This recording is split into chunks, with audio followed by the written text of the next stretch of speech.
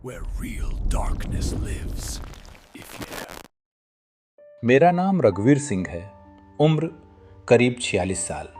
पिछले 22 सालों से बस चला रहा हूँ। दिन हो या रात, पहाड़ हो या जंगल, सड़क मेरे लिए कभी डर की चीज़ नहीं रही। लेकिन जिस रात की बात मैं आपको बताने जा रहा हूँ, उसके बाद से मैंने आज तक दोबारा बस की ड्राइविंग नहीं की। वो बस बहुत पुरानी थी, पीले रंग की, जगह जगह से जंग लगी हुई।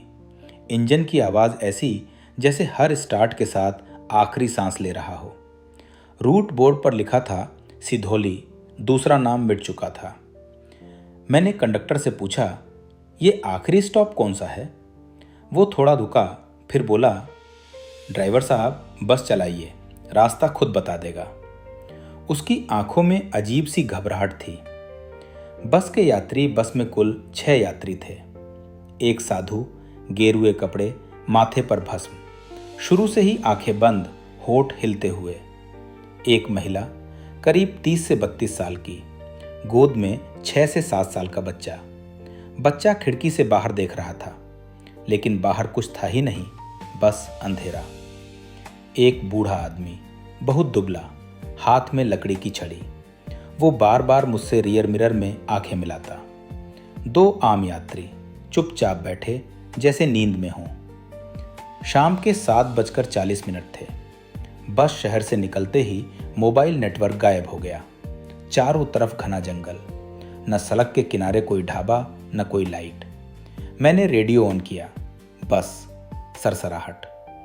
तभी पीछे से बच्चे की आवाज आई, माँ, ये रास्ता तो पहले भी देखा है। महिला घबरा गई। उसने बच्चे का मुंह अपने सीने से लगा लिया। करीब 40 मिनट चलने के बाद मुझे एहसास हुआ, हम एक ही मोड़ बार बार पार कर रहे हैं। वही टूटा हुआ पेड़, वही पत्थर, वही काली झील जैसी गहराई। मैंने ब्रेक लगाया। ये संभव नहीं है, मैं खुद से बोला। तभी साधु ने आंखें खोली। ड्राइवर, इस रास्ते पर जो पीछे मुड़कर देखता है, वो आगे नहीं पहुंचता। मुझे एक पल के लिए ऐसा लगा बस की आखिरी सीट पर कोई और भी बैठा है। जब पलट कर देखा, वहां कोई नहीं था, लेकिन सीट अब भी हिल रही थी। बस अपने आप आगे बढ़ने लगी। मेरे हाथ स्टीयरिंग पर जमे हुए थे और तभी डैशबोर्ड की घड़ी अपने आप रुक गई। रात 9:09 पर। आज तक उस घड़ी ने दोबारा समय नहीं दिखाया। अगर आप ये कहानी सुन रहे हैं, तो शायद बस अभी उस रास्ते पर है। बस अपने आप आगे बढ़ रही थी। मैं एक्सीलेटर नहीं दबा रहा था, फिर भी स्पीड मीटर 40, 45, 50 पर पहुंच गया। मेरे हाथ कांप रहे थे। पैर ब्रेक पर था, लेकिन ब्रेक जैसे काम ही नहीं कर रहा हो। मैंने जोर से चिल्लाया, कोई है क्या? कंडक्टर! पीछे देखा, कंडक्टर अपनी सीट पर नहीं था। अब बस में सिर्फ आवाज़ थी, इंजन की कराह, खिड़कियों से टकराती हवा और किसी के धीरे धीरे चलने की आहट। बूढ़ा आदमी अचानक खड़ा हुआ।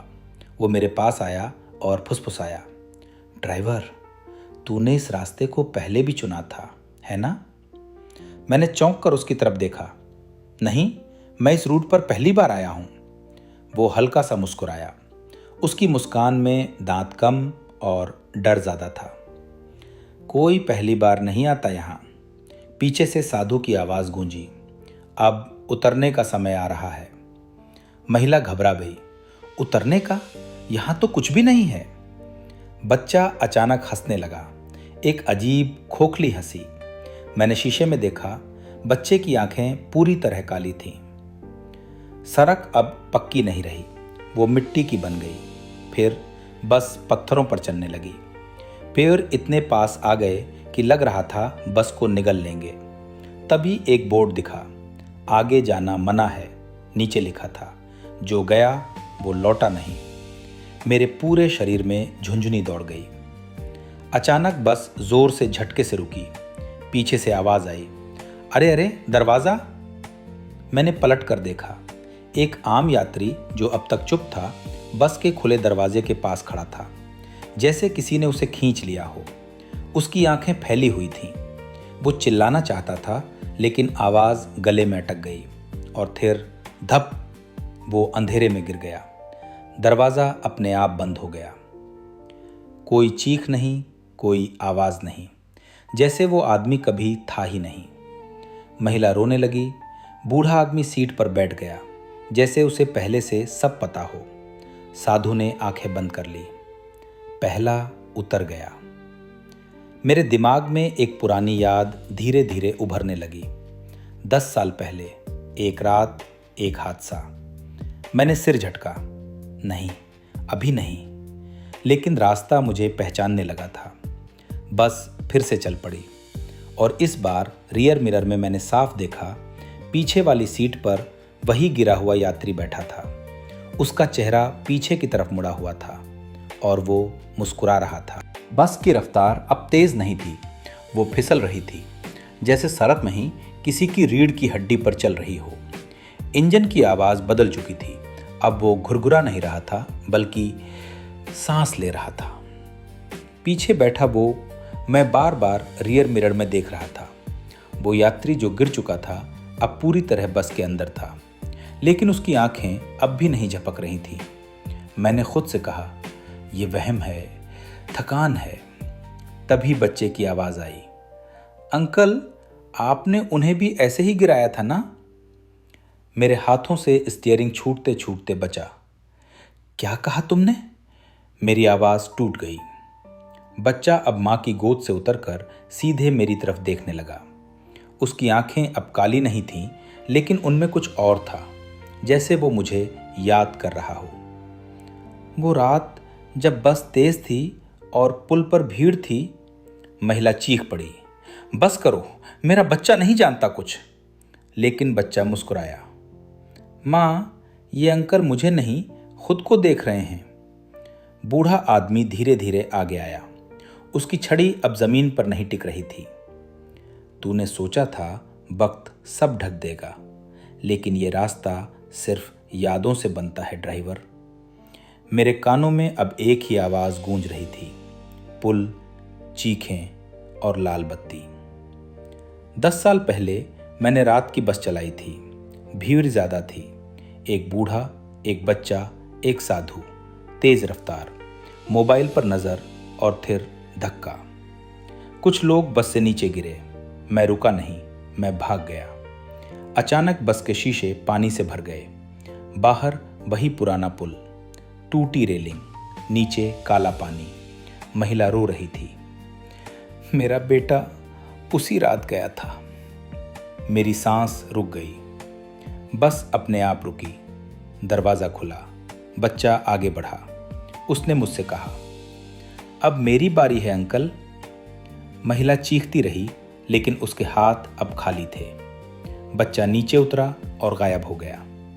पीछे की सीट मैंने रियर मिरर देखा। अब 2 लोग बैठे थे, दोनों गीले, ठंडे और चुप। साधु ने पहली बार सीधे मेरी तरफ देखा। तीसरा उतरना तेरे अपने लिए रखा है। बस फिर चल पड़ी और पुल धीरे धीरे मेरे पीछे नहीं, मेरे अंदर बस अब जंगल के बीचों बीच चल रही थी। पेड़ इतने पास थे कि जैसे उनकी शाखाएं खिड़कियों में घुस रही हों। इंजन की आवाज़ अब पूरी तरह मानव जैसी चीख निकाल रही थी। महिला अब पूरी तरह कांप रही थी। बच्चे के गायब होने के बाद उसकी आंखों में केवल सन्नाटा और भय था। वो मेरी तरफ झुककर फुसफुसाई, आप जानते हैं ना मैं क्यों यहाँ हूँ? मैंने सिर हिलाया, नहीं, नहीं जानता। वो झट से पीछे की सीट पर हाथ रखकर बैठी। धीरे धीरे उसकी आवाज़ निकल पड़ी, मेरे बेटे ने मुझे बताया था, ये बस सिर्फ उन लोगों को लेती है जो अतीत का बोझ उठाते हैं, और आप वही हैं, वही ड्राइवर। मेरे हाथ स्टीयरिंग पर जकड़े हुए थे। सांसें रुक रही थीं। 10 साल पहले का वो हादसा अब पूरा सामने था। हर चीख, हर गिरना, हर झटका, जैसे बस सांसें ले रही हूं मेरी गलती के साथ। बस अचानक झटका खा गई। दरवाज़ा खुला।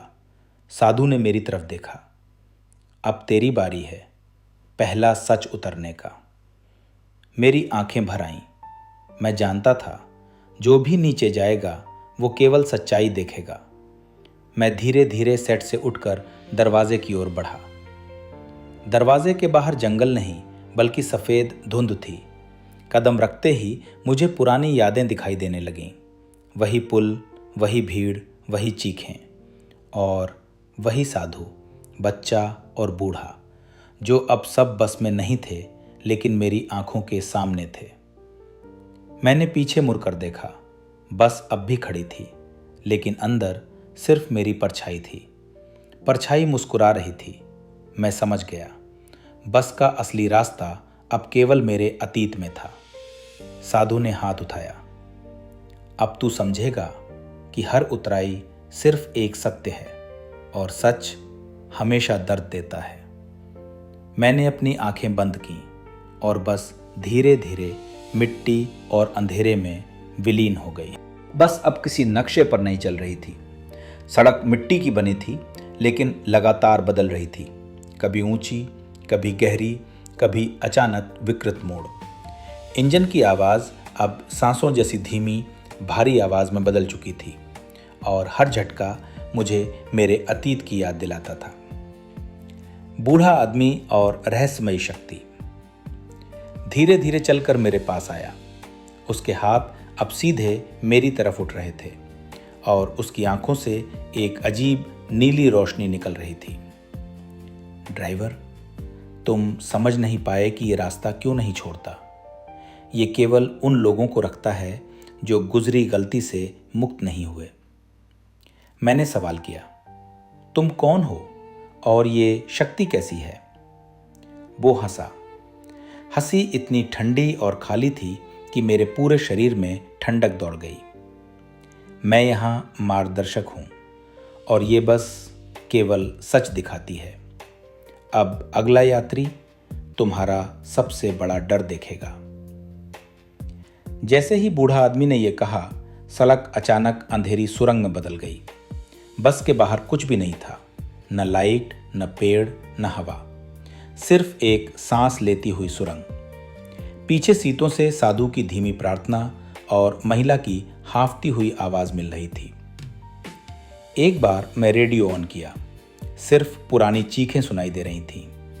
पीछे से आवाज आई, ड्राइवर, याद है वो रात? सबने तुम्हें देखा था, अब तुम्हें भी देखा जाएगा।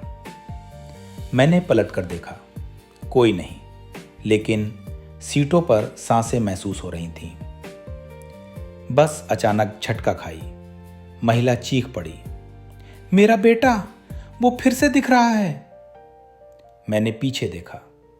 बच्चा अब बस में नहीं था, सिर्फ उसकी छाया थी जो मेरे पीछे बढ़ रही थी।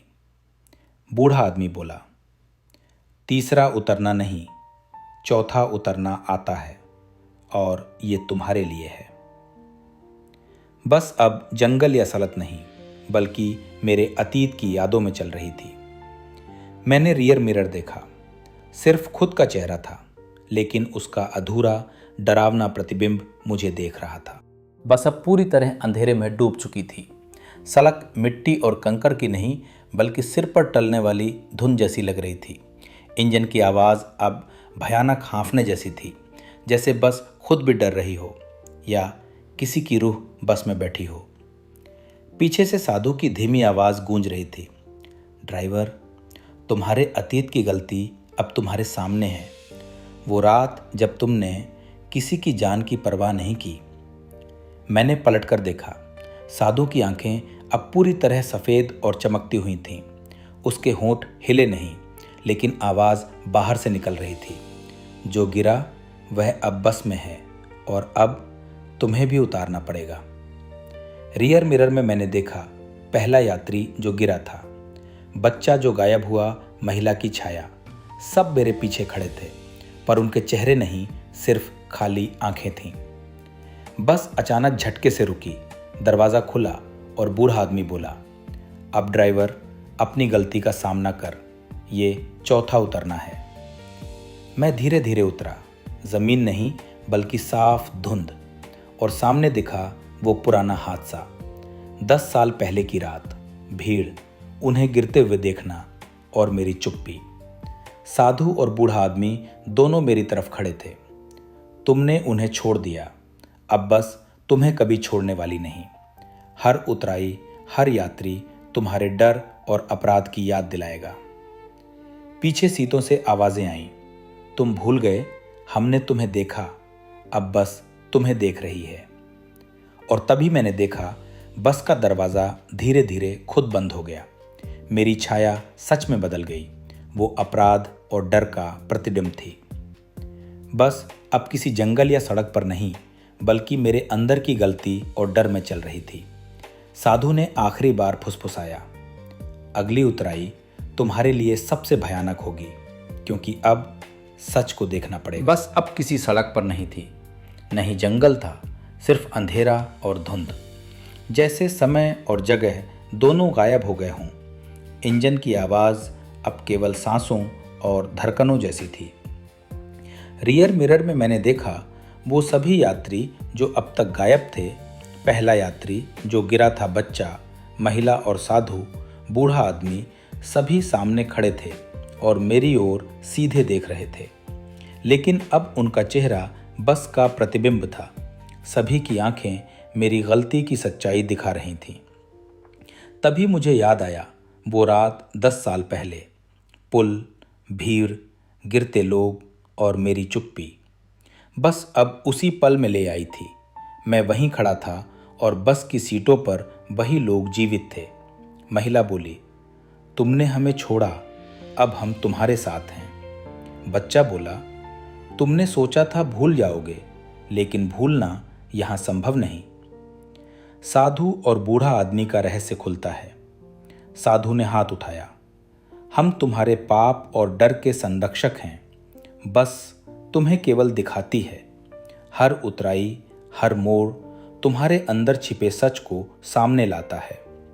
बूढ़ा आदमी ने कहा, अब तुम्हारे पास सिर्फ एक विकल्प है, या सच का सामना करो या बस के साथ हमेशा रहो।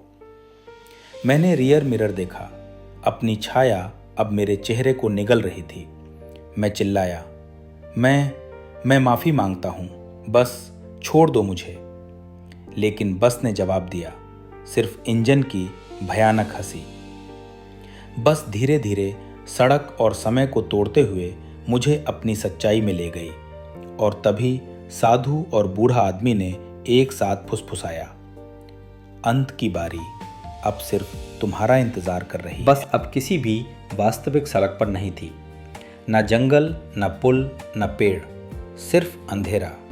और उस अंधेरे में बस की रोशनी अपने आप जल रही थी। इंजन अब केवल सांसें ले रहा था और हर झटका मेरे हृदय की धड़कन से ताल मिला। रियर मिरर में देखा, वो सभी लोग सामने थे।